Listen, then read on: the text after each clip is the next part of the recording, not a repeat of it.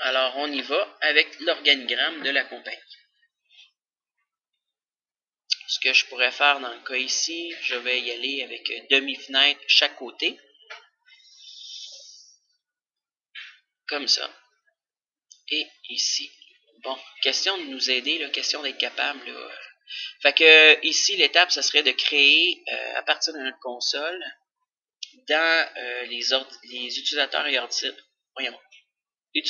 ordinateurs Active Directory de Bomberland, d'aller créer des unités organisationnelles, question d'organiser la compagnie. Fait que on va y aller avec des unités d'organisation. Les unités d'organisation, on utilise un préfixe OU pour Organization Unit. Et je vais aller créer des unités organisationnelles pour chacun de mes payrolls.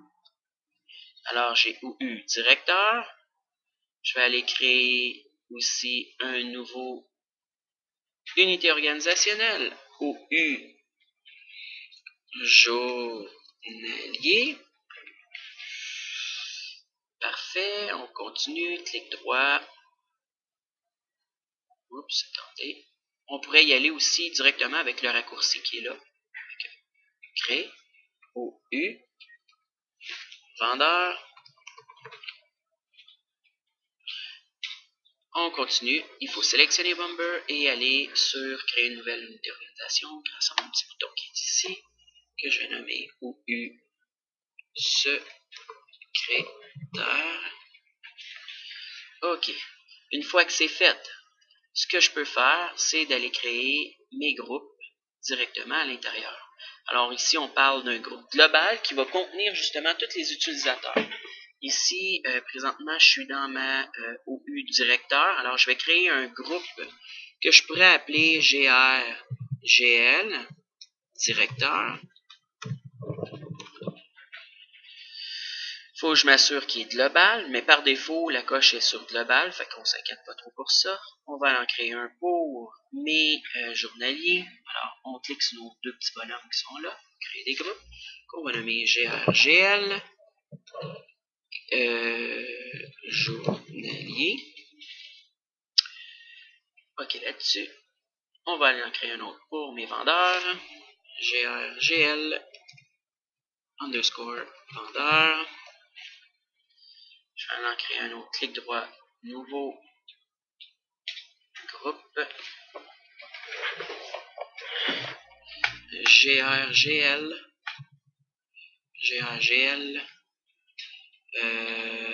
je suis rendu dans le secrétaire.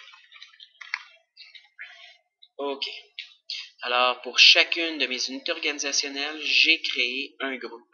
Maintenant, il va me rester à créer mes utilisateurs. Alors, pour créer mes utilisateurs, je sélectionne ma OU directeur, je vais créer un utilisateur à l'intérieur de celui-ci, que je vais nommer, je vais y aller avec, on va commencer par celui-là qui est ici. Antonio Pedro, on va aller écrire. Moi, je disais aux étudiants d'utiliser la nomenclature nom de famille suivi de la première lettre du prénom. Pedro A. Sélectionner, CTRL-C, CTRL-V. Ça, c'est le nom qui va apparaître à l'ouverture de session. Tandis que ça, c'est le nom qui va apparaître au niveau de, comme ici, moi, c'est TomTom. C'est son nom qui va apparaître justement, lui aussi, là, quand il va cliquer sur démarrer, il va apparaître TomTom. Suivant, le mot de passe. Annexe. Bon, annexe. 1, 2, 3, c'est pas grave. Annexe. 1, 2, 3. L'utilisateur doit changer le mot de passe à la prochaine ouverture. C'est une bonne idée en entreprise d'utiliser cette coche-là. Fait que comme ça, ben, n'est pas responsable s'il arrive quelque chose avec le compte, ben, vous pouvez dire tout simplement à l'étudiant, pas l'étudiant, mais à la personne dans l'entreprise, dire, mais comment tu veux que moi j'aille fait ça? J'ai même pas ton mot de passe.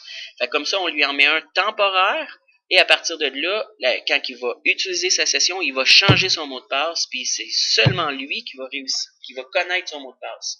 S'il y a un problème avec son mot de passe, on est, nous, en mesure d'aller faire, de réinitialiser son mot de passe, mais on ne connaîtra jamais les mots de passe que l'utilisateur va utiliser.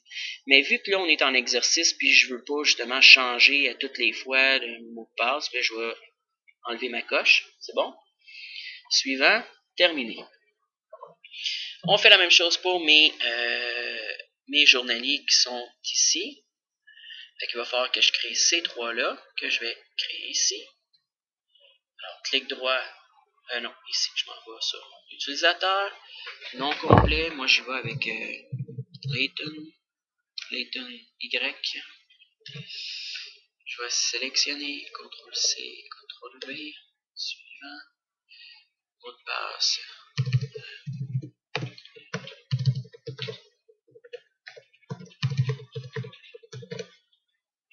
Coche, suivant, terminé. On va aller en recréer un autre. Parfait. On va nommer Tremblay c'est le G. Oups. Je recommence. Tremblay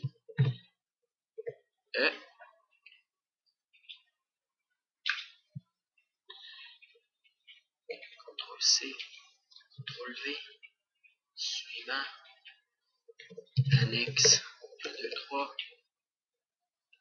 annexe 1, 2, 3, j'enlève la coche, et ainsi de suite. Ce que je vais faire, je vais vous mettre sur pause le temps que je finisse de tout mettre les utilisateurs, mais c'est ce que je vais faire dans le fond dans chacun des OU. Je vais aller créer les users qui ont pour chacun des payrolls. Fait que je reviens dans 30 secondes. Hein? Oui, c'est fait. Ah. On t'a entendu. Alors, on continue. Maintenant, vu qu'on a créé nos utilisateurs, c'est beau qu'on a créé des utilisateurs à l'intérieur des OU, mais il faut aussi, évidemment, les mettre membres de son groupe, groupe respectif. On s'en va dans les propriétés du groupe et on va aller chercher membres. Et ici, on va aller ajouter Pedro. Et on peut vérifier le nom. Il va aller me chercher Pedro. Ah, parfait. Je dis OK.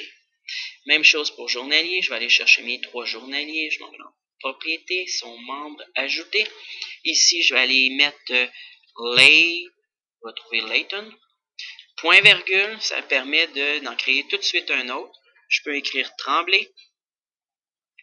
TR, vérifier le nom, il va mettre Tremblay.